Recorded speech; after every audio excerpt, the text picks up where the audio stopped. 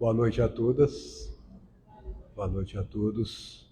Que a paz do nosso doce Rabi, da humilde Galileia, permaneça em nossos corações hoje e sempre. Ele veio e trouxe lições inesquecíveis, lições preciosas, lições que, se a humanidade tivesse compreendido e seguido, já não teríamos mais tanto sofrimento como ainda hoje experimentamos. Os ensinos de Jesus foram propostos em pouquíssimo tempo. Ele levou cerca de 3 anos para trazer as mensagens que a humanidade precisava conhecer. Não obstante, aquela época que ele inaugurava a maioridade da humanidade terrestre, ele deixou uma mensagem que muitos de nós não alcançou. Tanto é que ele sempre dizia: quem tem ouvidos de ouvir, que ouça; quem tem olhos de ver, que veja. Significando que nós não conseguíamos compreender tudo o que ele tinha dito. Nem mesmo os apóstolos muitas vezes entendiam, chamavam-no em reservado e perguntavam sobre determinada palavra, por exemplo, que ele houvera proposto e que as pessoas, tanto quanto eles, não tinham entendido direito. E passamos praticamente cerca de 2000 anos e ainda hoje a humanidade tem dificuldades de compreender e seguir Jesus. Ele mesmo disse à época dele que muito do que ele disse seria esquecido. E muito do que ele tinha que dizer não poderia dizer porque nós não suportaríamos, não tínhamos ainda alcance psíquico para poder conceber entendimento sobre o que ele diria. E por isso ele informou àquela época que mandaria um Consolador, um Paracleto, que viria em seu nome, em nome de Deus, para trazer o Espírito de verdade e fazer-nos lembrar tudo o que ele houvera dito e dizer o que ele não pudera dizer naquela época.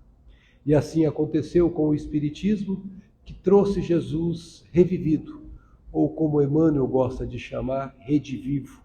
Esse Jesus que foi deixado aqui na Terra no primeiro século e foi modificado pelos homens ao longo dos séculos seguintes. Muito do que ele disse foi modificado, foram feitas interpolações, foram feitas interpretações que não condizem com a essência do seu ensino. E a doutrina espírita tem esse grande papel de restaurar o Evangelho de Jesus tal como ele nos deixou no século I, tal como nós deveríamos ter mantido. E Jesus, quando nos deixou o ensino, ele o fez usando uma pedagogia, porque educador supremo, ele sabia que o aprendizado variava segundo as pessoas. Então ele nos ensinou, por exemplo, através dos ensinos diretos, como por exemplo, quando subiu no monte e disse: vós sois o sal da terra, vós sois a luz do mundo. Ele falou de forma direta.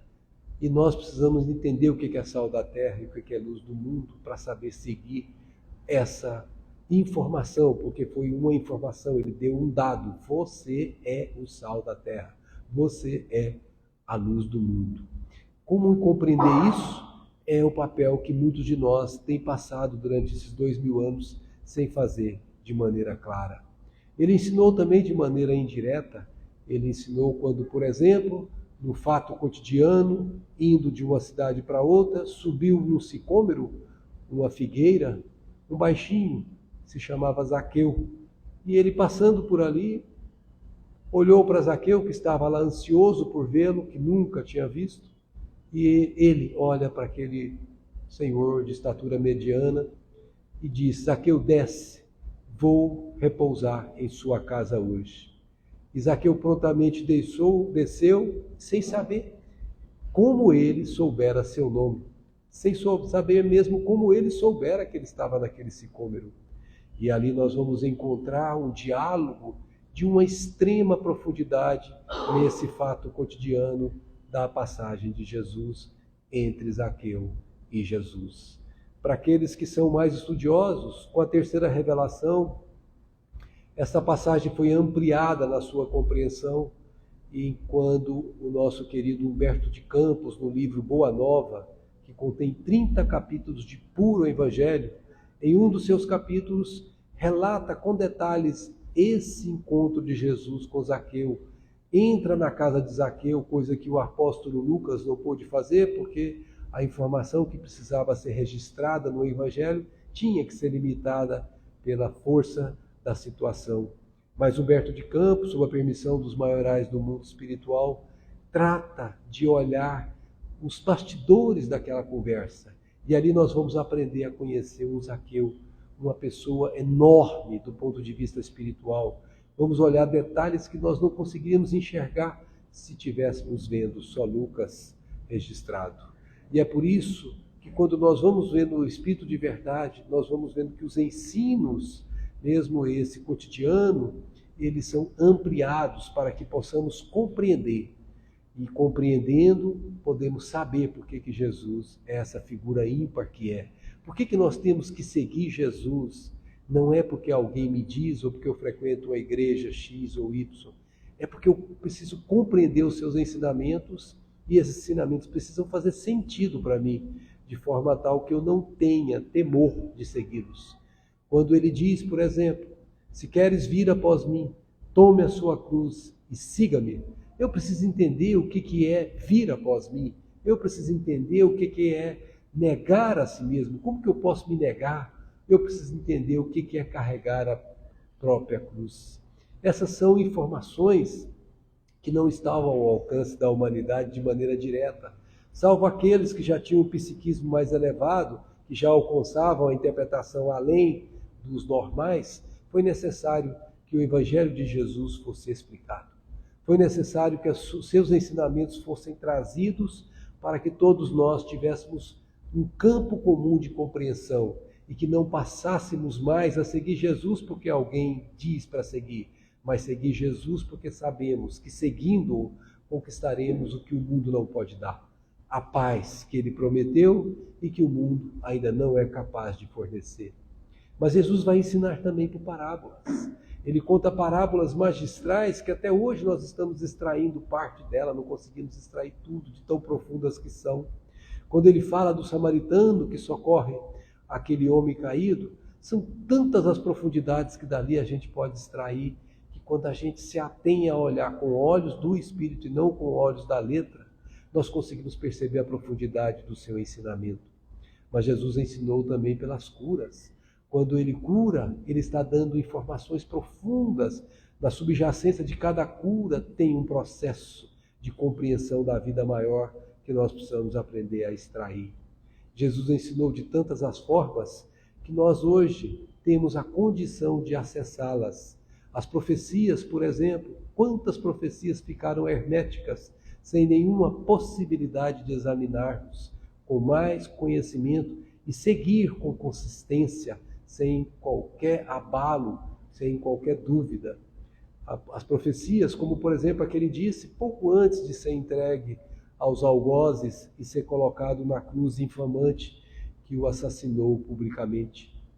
Ele disse, quando passava de frente do templo de Jerusalém, perguntado por um dos seus apóstolos, ele disse que não ficaria pedra sobre pedra. E aquele templo foi derrubado pelo imperador, pelo seu general Tito, no ano 70, pouco tempo depois que ele houvera partido para o mundo espiritual. E o que está por trás de não ficar pedra sobre pedra? Ele ensinou também nos ensinos em que ele tratava com os que eram opostos a ele. Quantas vezes ele virou e que pareceu duro para com alguns quando ele dizia: hipócritas, por dentro túmulos caiados, por fora túmulos caiados, por dentro podridão. Por que ele dizia com tanta força isso? O que ele queria significar? O que queria significar, por exemplo, quando ele expulsou os vendilhões do templo, dizendo que a casa de Deus havia se transformado numa casa de comércio? O que ele queria dizer quando ele dizia, por exemplo, raça de víboras? Até quando me farei sofrer? O que significa raça de víboras? O que significa o sofrer dele? Veja que são muitas as posições que Jesus trouxe e que ainda hoje a esmagadora maioria da humanidade não conhece. Mas o Espiritismo consegue decifrar todas elas porque é um código, são símbolos que nós precisamos extrair o que está por trás de cada símbolo desse. O que significa sofrer, me farão sofrer. Jesus, um espírito puro, por exemplo, estava envolvido por um corpo de carne que era inconcebível para um espírito que não precisava mais reencarnar. Para preparar a chegada dele aqui, contam os benfeitores que demorou cerca de 1000 anos só para preparar a atmosfera desse planeta para que ele pudesse vir revestido de um corpo de carne. Contam que Augusto, o imperador que antecedeu a chegada dele aqui, era um enviado, um dos mensageiros enviados para pacificar o Império de Roma, que era um império conquistador bélico, muito bélico. E o período de Augusto foi o período em que ficamos mais longo tempo entre guerras, até os dias atuais. O maior interregno entre guerras foi no período de Augusto. Augusto pacificou o império, e é por isso que quando nós queremos referir a alguma era muito nobre, a gente fala, nossa, que era Augusta, dando vazão à imagem que esse benfeitor, que era o imperador, constituiu para que a chegada de Jesus acontecesse.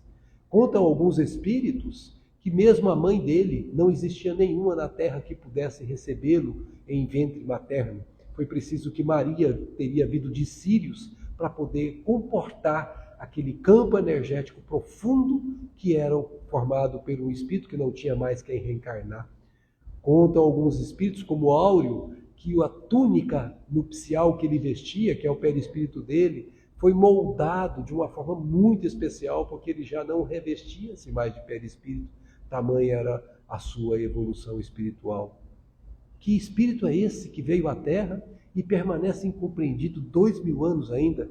Que espírito é esse que demarcou o tempo entre antes dele e depois dele?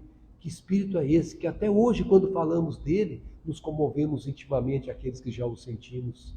Que espírito é esse que nos busca sem que tenhamos buscado ele da mesma forma?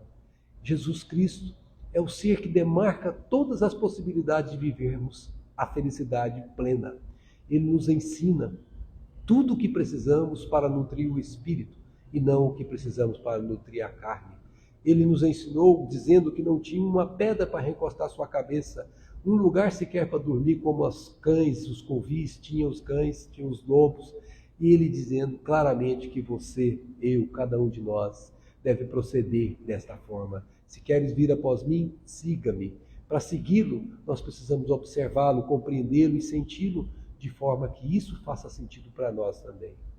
Nós precisamos lembrar que quando vamos segui-lo nesse mundo, que ainda é um mundo revestido de mundanismo, em que as pessoas buscam nutrir as suas necessidades egóicas, buscam saciar os seus prazeres das sensações, alimentar, sexo, dormir, prazer, poder, dinheiro, que são os movimentos fundamentais das pessoas. Elas apostam todas as suas fichas, todos os seus tempos sagrados de uma encarnação em gastar tudo isso na direção de construir essas coisas, saciar prazeres que ficarão aqui, prazeres que você precisará de novo conquistar para poder saciar de novo. A água que você bebe tem que beber de novo. Agora, a água que ele prometeu é a água viva.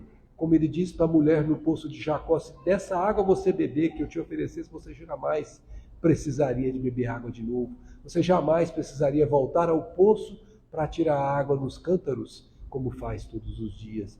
Que água é essa que nós ainda não conseguimos beber e saciar a nossa sede de espírito e não a nossa sede de seres humanos? Jesus Cristo está entre nós há 2000 anos, mas nós não estamos entre ele a esse tempo todo. O movimento de chegada dele na Terra é demarcatório. Ele chegou num movimento de humildade esplêndida. Chegou num lugar onde não se conceberia o nascimento de uma criança, um lugar onde os animais ficavam. E por que ele optou por isso? Primeira lição, já no nascimento, a humildade. Nós dizemos, para ficar bonito, que ele nasceu numa manjedoura, um nome todo pomposo. Mas manjedoura nada mais é do que um coxo onde os animais comiam, é onde você coloca o capim para os animais comerem. Foi lá que ele nasceu. Por que ele resolveu nascer nesse lugar e resolveu partir naquele outro lugar cercado de 2 ladrões e viveu todo o seu período entre esses 2 momentos, entre pobres, servindo-se o tempo todo dos marginalizados da sociedade, aqueles que a sociedade não queria, eram os mais amigos dele, eram os que mais estavam com ele e ele com esses também. Por que ele resolveu morrer entre 2 ladrões? Ele não morreu entre 2 ladrões por acaso, e um deles cedeu a sua presença, enquanto que o outro cederia muito mais tarde. Porque isso, Todos esses movimentos da vida de Jesus, todos eles, têm significações profundas que nós precisamos aprender, que nós precisamos examinar com profundidade. A Federação Espírita Brasileira, alguns poucos anos atrás, junto com as demais 27 federativas, os demais 27 estados, tem feito um trabalho enorme, um trabalho que eu reputo pessoalmente como o maior que nós já estamos fazendo para o espiritismo neste país. A Federação Espírita Brasileira lançou um estudo do Evangelho de Jesus, capítulo por capítulo, versículo por versículo, seguindo a Bíblia de Jerusalém como roteiro. A Bíblia de Jerusalém porque é a tradução mais imparcial que nós encontramos. E nós estamos fazendo esse estudo ponto a ponto, exatamente como o Espírito que veio à Terra também de Sírios, e que Emmanuel informa que veio à Terra vindo de Sírios, que se chamava Alcione ou Alcione, está no livro Renúncia. E o livro é exatamente a razão dela vir aqui.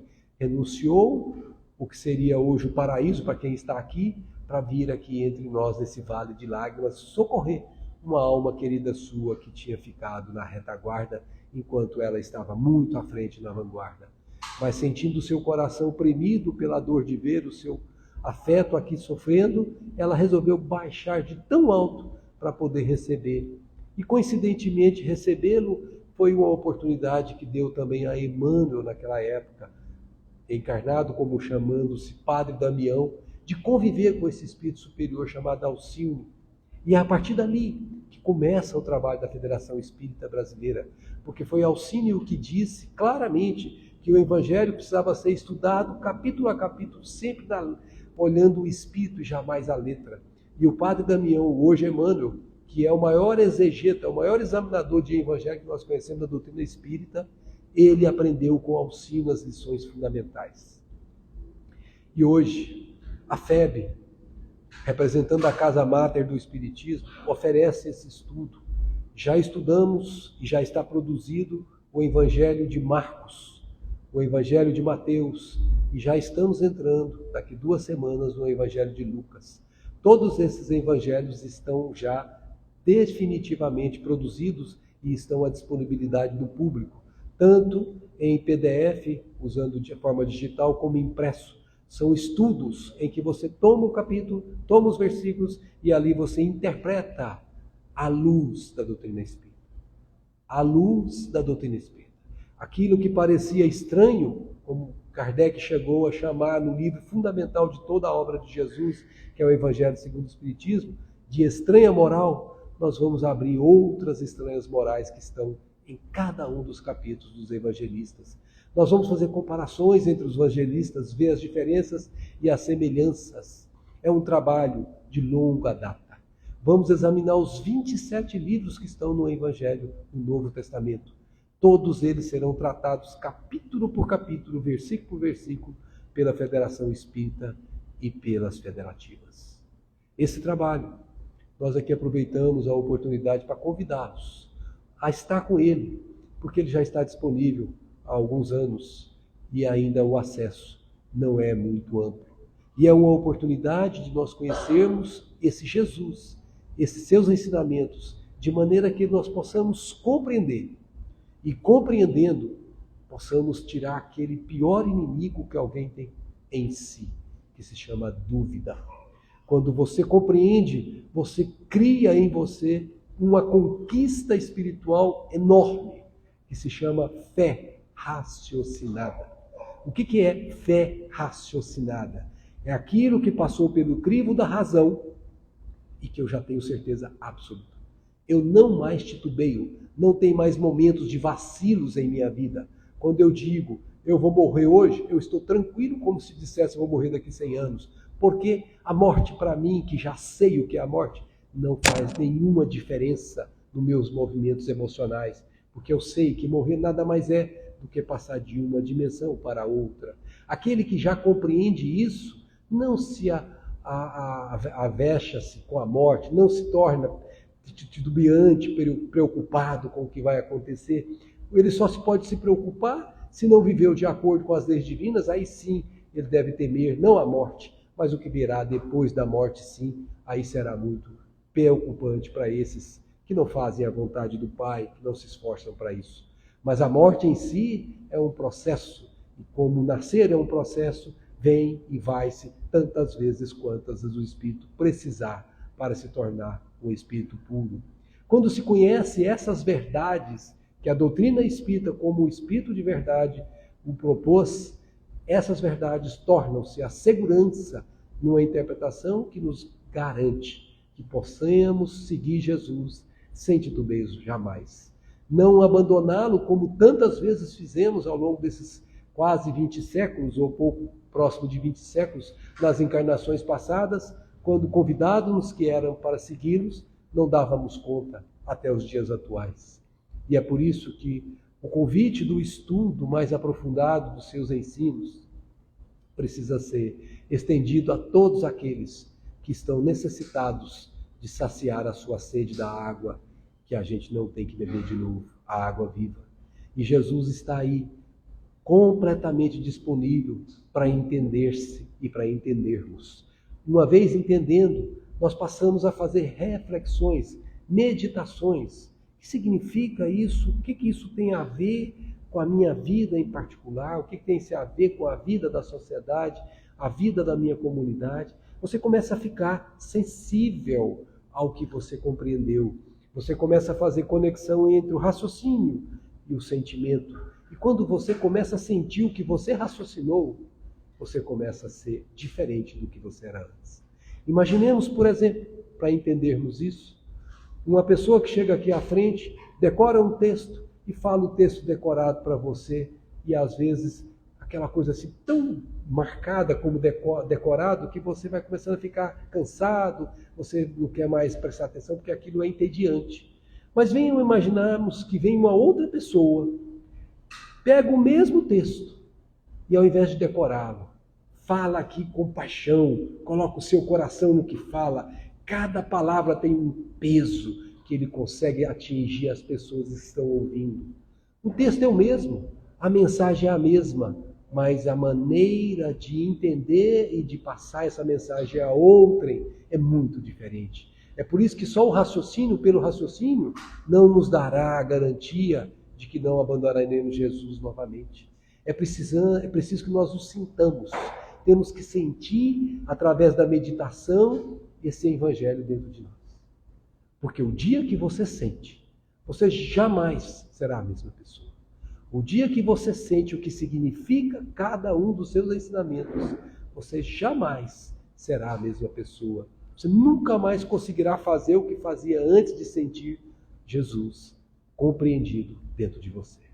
E aí você passa para o último estágio, que é o estágio que todos nós precisamos atingir, que é exatamente executar o convite, vinde a mim. Viver como ele viveu. Seguir os passos dele sem temor, como sendo um peregrino dentre aqueles que ainda não conseguem fazer isso, mas fazendo isso com segurança, independentemente do que os outros digam ou percebam, ou que os outros façam, qualquer que seja o julgamento. Esse é aquele que não atemoriza-se mais diante do mundo, porque sabe que esse caminho é o caminho que leva à libertação. Esse é o caminho que sacia a sede do Espírito. Esse é o caminho que não deixa mais a criatura sentir o vazio existencial.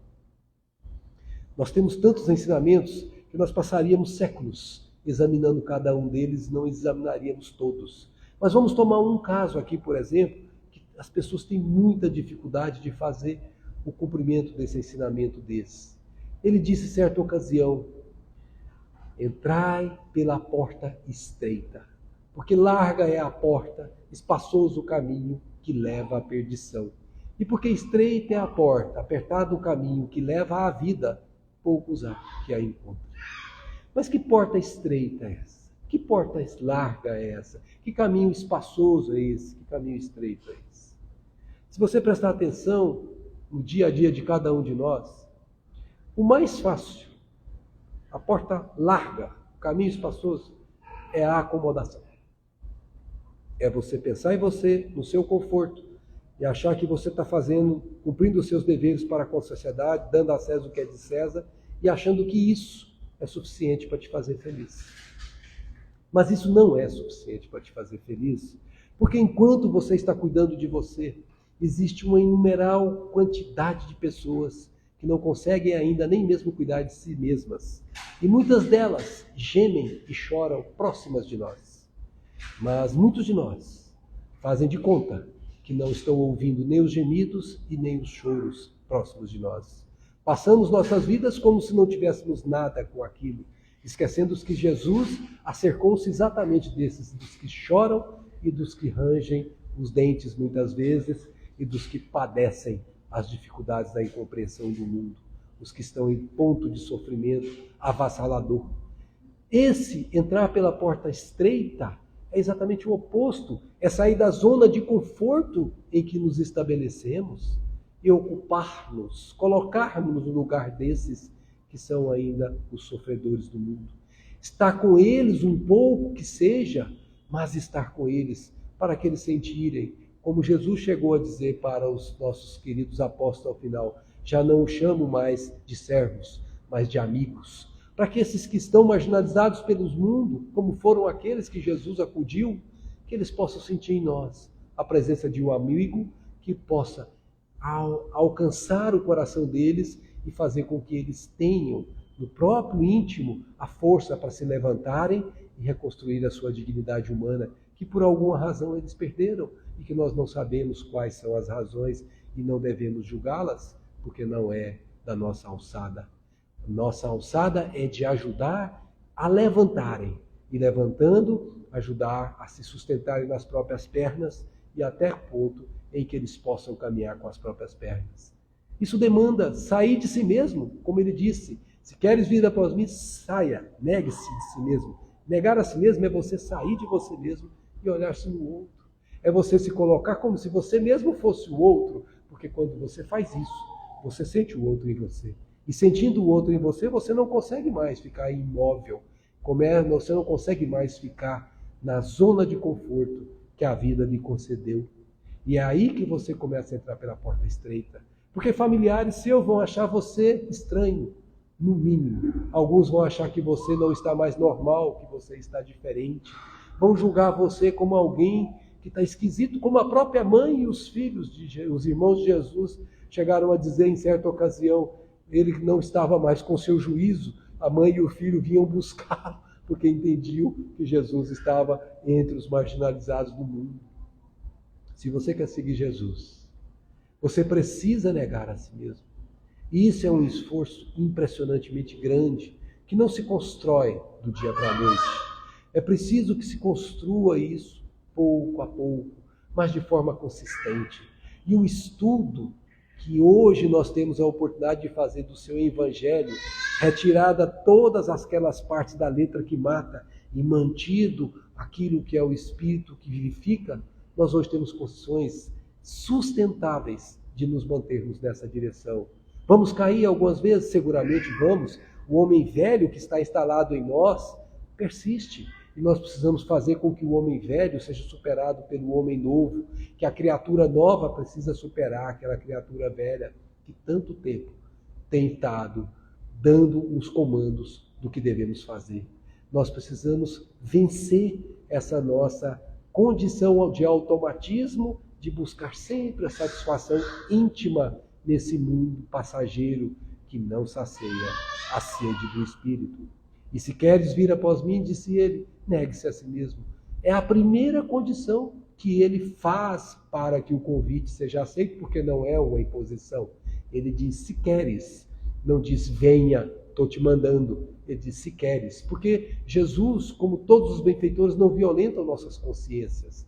Todos nós temos nosso livre-arbítrio respeitado. Mas se vamos segui-lo, é diferente daquele que não vai segui-lo. Porque o caminho que leva seguindo é completamente diferente do caminho que leva não seguindo Jesus.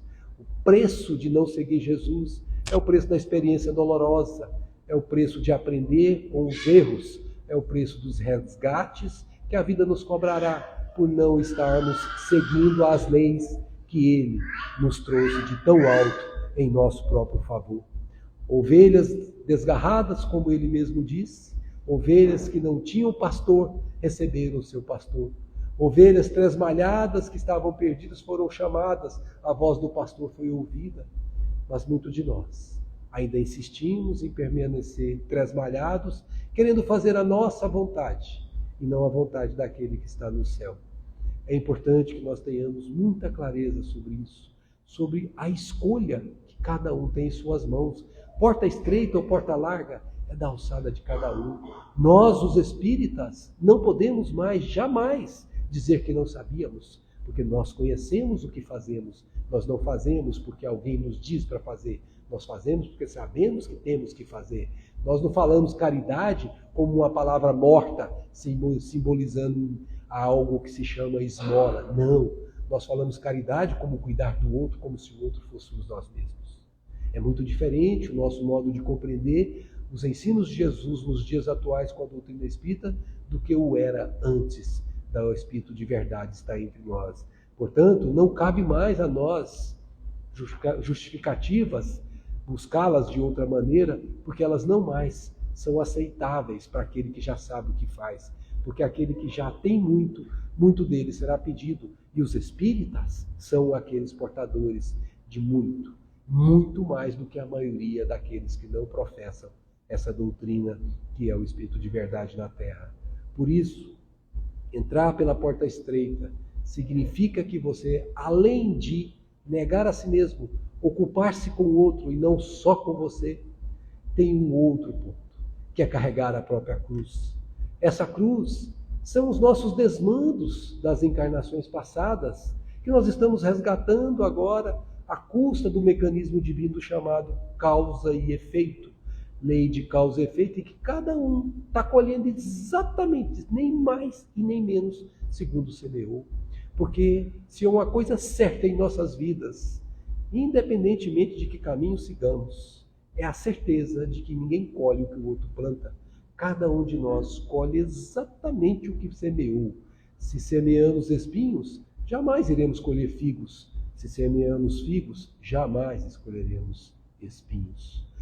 A mãe que tem um filho, por exemplo, em condição de dificuldade, de sofrimento extremo, que chega em sua casa numa condição de sofrimento em que ela se condói toda, ela chega a pedir a Deus para se pôr no lugar dele, mas ela não pode, porque ela é um espírito, e ele também, um espírito que aporta em sua casa na condição de seu filho, no corpo de criança, mas um espírito que tem a envergadura de experiências passadas e que ele precisa quitar-se com as leis divinas.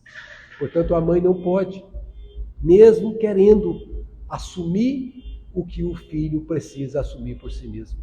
E é por isso que é intransferível os nossos atos futuros para outrem. Jamais poderemos passar para outro. Acontecerá aquele simbolismo em que alguém carrega por algum momento a nossa cruz para podermos respirar, mas ele não carrega a nossa cruz por nós. Ele alivia durante algum tempo, é um mensageiro, é um benfeitor, mas a nossa cruz precisa ser carregada por nós, sem que nós tenhamos dúvida disso. A dúvida costuma ser tão grande para a maioria das pessoas que correm aí algumas imagens que a gente vê na internet de uma pessoa que vai carregando a cruz e a cruz está tão pesada que ele vai cortando os pedacinhos. Quando ele chega do lado para atravessar, tem um hiato que separa esse lado do lado de lá. E com a cruz que ele carregara, no começo era exatamente o comprimento que ele precisava colocar para poder atravessar entre o mundo que ele viveu antes e o mundo que ele precisa viver. E como ele não tem mais a cruz, Jesus diz, aí haverá prantos e ranger de dentes. Volta, toma sua cruz de novo no processo impositivo da lei de causa e efeito. É obrigado a expiar um sofrimento que, se soubesse seguir Jesus carregando a sua própria cruz sem reclamar, não precisaria voltar de novo. São tantos ensinamentos que nós temos desperdiçado porque estamos acomodados naquela condição da porta larga, do caminho espaçoso. Vejam que um pai e uma mãe, por exemplo, eles priorizam que o filho passe no vestibular. Para um pai e uma mãe é mais importante um filho passar no vestibular, ser alguém de sucesso na vida, do que ser alguém que segue Jesus. Essas mães, esses pais, elas acham, e realmente se acham mesmo, que estão fazendo o melhor pelos seus filhos, e estão fazendo o melhor pelos seus filhos, mas estão nutrindo seus filhos com as coisas que vão ficar aqui e não com as coisas que vão para lá. Educá-los, espiritualmente falando, educá-los com o Evangelho de Jesus, é dar a eles a oportunidade de discernir nas decisões que a vida lhes imporá. Sim, vamos dar a oportunidade que eles estudem, que eles sejam alguém na vida, sim. Todo pai, toda mãe quer isso, mas não só isso. Vamos educá-los para que eles, quando estiverem nos seus movimentos pessoais da vida sozinhos, que eles saibam que eles não podem olhar para o que está subalterno a ele como se ele fosse melhor do que o subalterno, como acontece muito. Porque ele conseguiu um título, se julga melhor do que outros.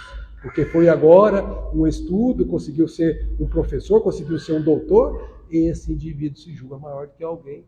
Os pais precisam ajudar desde o berço, começando com a própria evangelização dos próprios pais, a ensinar a seus filhos que não há filho melhor do que os filhos dela mesma. Todos os filhos são filhos de Deus, e não importa a posição social, os filhos precisam saber que a posição social são posições que o Espírito está pedindo para desenvolver certas aquisições que cada posição proporciona. Nasce-se na opulência, como nasce-se na miséria, e ambas têm ensinamentos profundos. E os nossos filhos precisam ser ensinados desde cedo sobre essas condições.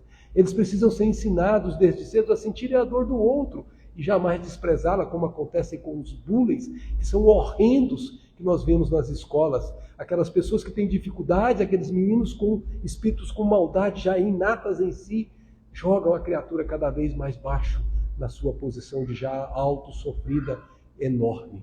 Lá em Brasília, há pouco tempo, na escola em que meu filho estuda e que minha esposa é professora, um dos meninos que estudou lá há poucos dias atrás, poucos meses, cometeu suicídio. Foi um daqueles que sofreu um dos maiores bullying, porque tinha características que não era o padrão dos demais coleguinhas da sala. Carregou isso por tanto tempo e não conseguiu lidar com isso. E achou que, matando aquele corpo que ele era dono, ele mataria a dor que o inconformava, que o deixava numa condição de constrangimento. Ele não queria matar-se, ele queria matar a dor. E ele acreditava que matando o corpo ele matava a dor, porque o pai não ensinou que não se mata a vida prossegue. Se ele aprendesse isso desde cedo, ele saberia olhar aqueles insultos horrendos que ele sofreu como irmãos que não sabem o que fazem. E como Jesus, no alto da cruz, diria: Pai, perdoa-os, eles não sabem o que fazem. Ele teria altura espiritual para enfrentamentos de uma prova que ele mesmo precisaria passar, porque ele não passou por acaso também.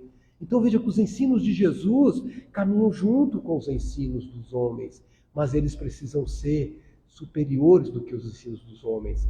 Vai chegar um momento na vida do seu filho, que ele vai estar numa empresa, por exemplo, e vai receber uma proposta indecorosa de alguma coisa, como receber um dinheiro adicional para prover alguma coisa. Imaginemos um cargo público para prover alguma coisa para aquela pessoa, para aquela empresa. E se ele tiver bases evangélicas no lar, ele vai lembrar do pai dele e vai dizer: se fosse meu pai aqui, o que meu pai faria? E se ele se lembrar com os ensinos que teve, ele vai dizer não, a despeito de ser visto pelos demais que disseram sim, como um tolo, como um bobo, como um idiota.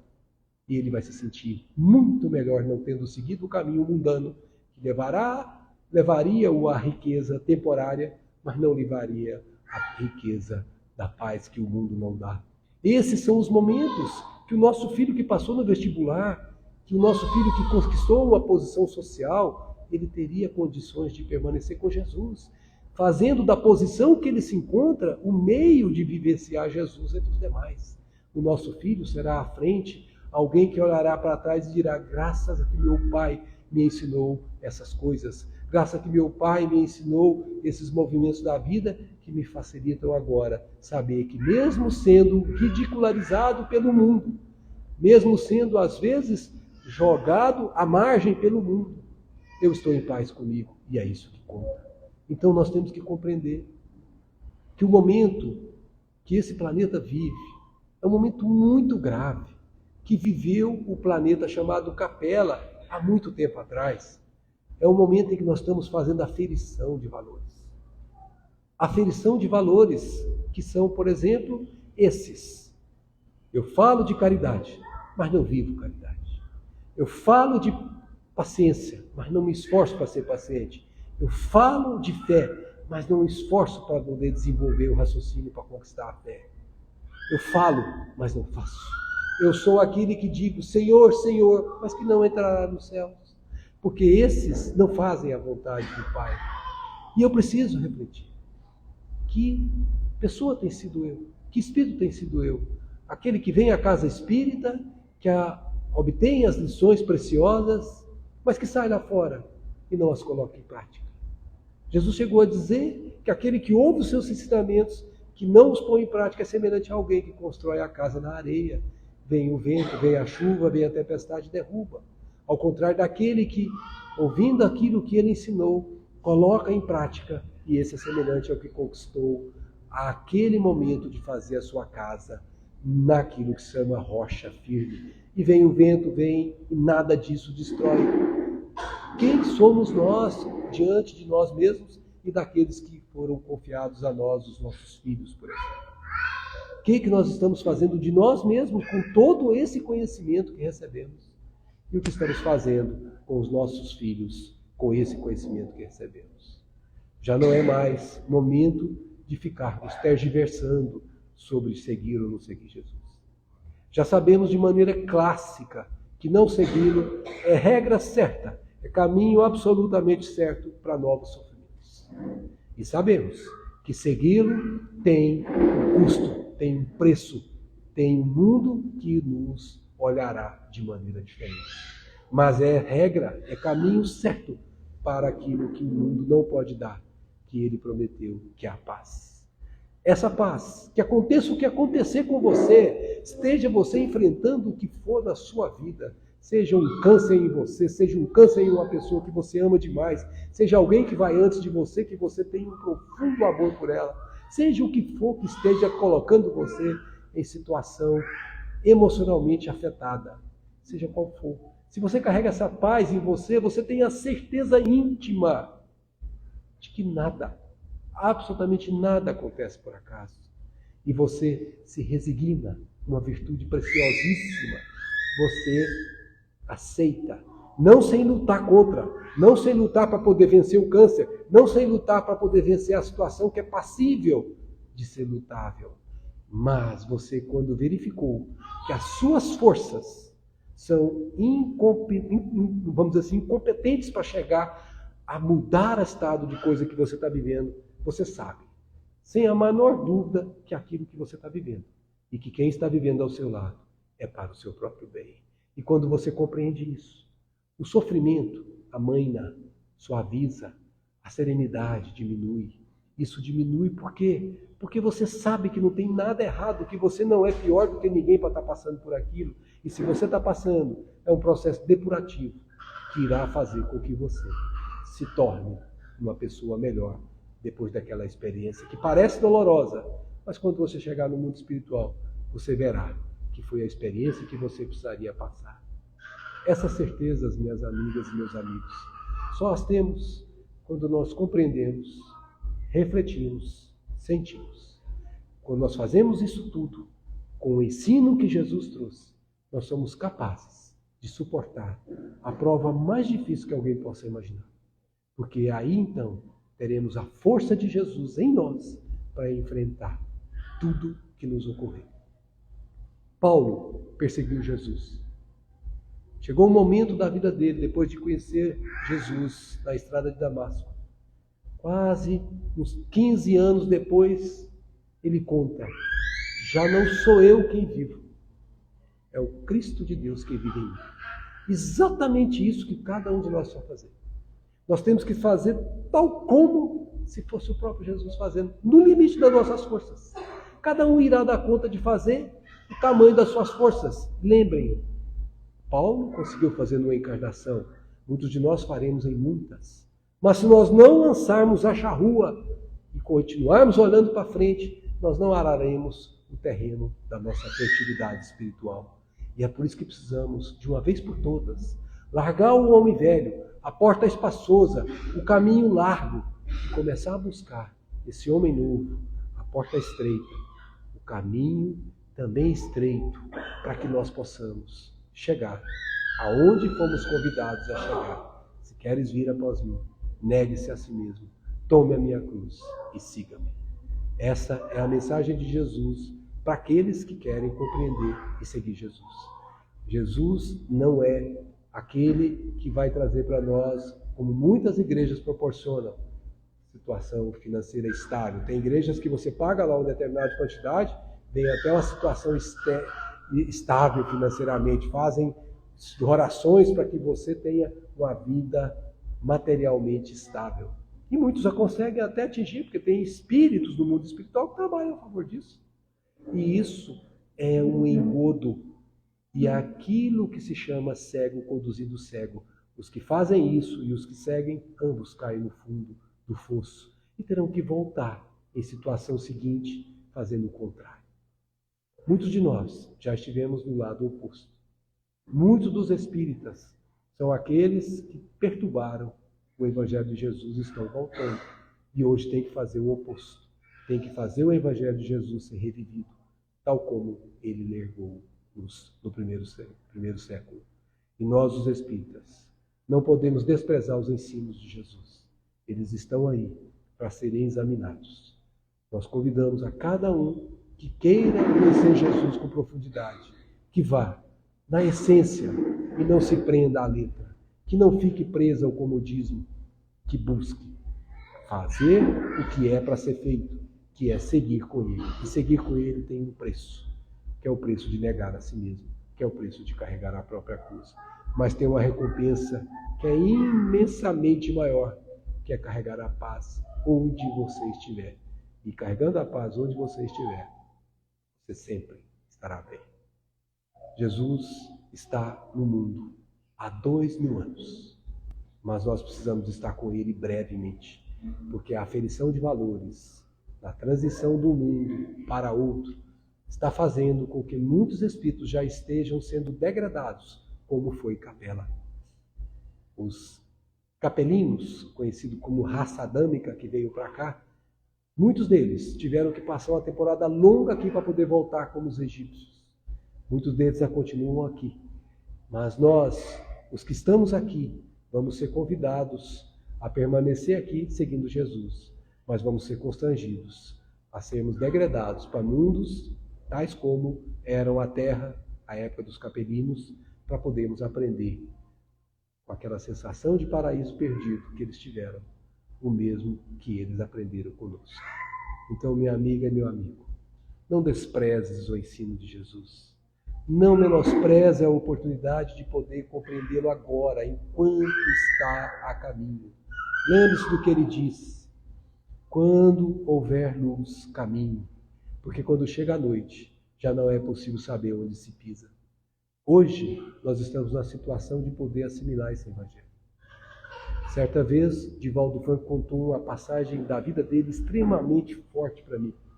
Ele estava trabalhando lá na Mansão do Caminho, já era muita tarde, umas 2h30 da manhã, segundo ele conta, e chegou uma senhora muito humilde, pobre, paupérrima, e chegou para ele pedindo dinheiro, mostrando a conta de água e de luz, que se ela não pagasse no dia seguinte, as concessionárias iriam cortar, e ela era lavadeira e precisava entregar as roupas lavadas e passadas, e sem luz e sem água ela não faria isso. E eram 8 filhos que ela tinha que alimentar sozinha. E Divaldo estava cansado, como qualquer um de nós. E quando você está cansado, sem dormir, como o organismo reclama, inicia um processo de irritabilidade em qualquer pessoa. E Divaldo também passou por isso. E ele ficou irritado com a presença dela, porque não era um lugar para ela estar. Tinha um departamento social onde ela devia ter ido, e por alguma razão ela foi parar lá. E ele já, irritado, como ele conta, minha filha, o que você está fazendo aqui? Esse assunto não é tratado aqui. Falou com a voz que não é o habitual dele, a voz de alguém que estava irritado. E aí, quando ele disse que falou dessa forma, disse que quando ele olhou para o lado, Joana de Anjos estava do lado dele e falou: meu filho, o que é isso? Foi eu que mandei ela aqui para você. Aí Divaldo abaixou, oh meu Deus, já não estava tão irritado mais, ficou tranquilo. E ela falou uma coisa para ele profunda, gente, presta atenção. Meu filho, qual a posição que você gostaria de estar? Na sua de poder dar ou na dela de ter que pedir? Pensa nisso, minha amiga e meu amigo. Hoje, cada um de nós aqui está na posição de poder dar. Será que nós estamos dando? Porque se nós não dermos, Haverá um dia que teremos que estar na posição de pedir.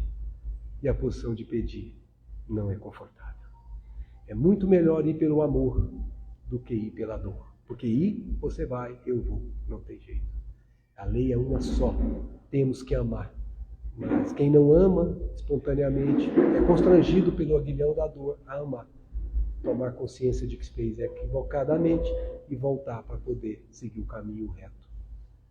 Hoje, os espíritas estão na posição de dar. Não é por acaso que nós recebemos uma obra.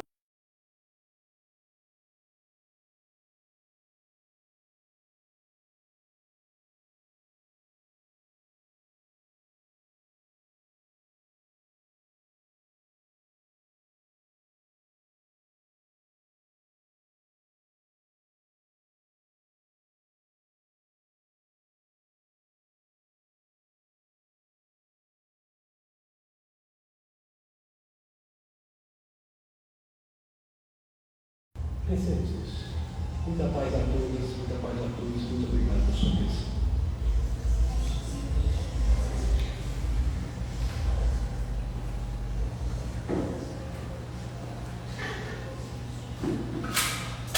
Bom, pessoal, temos uma grande reflexão. Tema de casa. Refletirmos sobre a palestra da noite de hoje. Muito obrigado, Max, por esse tema tão importante na nossa vida, que realmente são os ensinamentos de Jesus Cristo. Há 2000 anos ele passou por aqui e ainda muitas vezes não o compreendemos. Muito obrigado realmente, Max, pelas reflexões. E que levemos isso aí para as nossas vidas, levemos isso aí para a nossa casa. Em especial, realmente essa mensagem muito forte, individual. Qual é a condição que nós estamos? A de dar ou a de receber? E aonde nós queremos estar? Tão grato a Deus pela oportunidade de termos o Espiritismo, essa doutrina que nos auxilia na nossa caminhada, essa doutrina que nos auxilia na tomada de decisões, e essa doutrina que a partir dos trabalhos de hoje à tarde, a partir dessa palestra de hoje à noite, com certeza terá um significado diferente na vida de cada um de nós. Convido a todos agora a fecharmos os nossos olhos para a oração de Deus.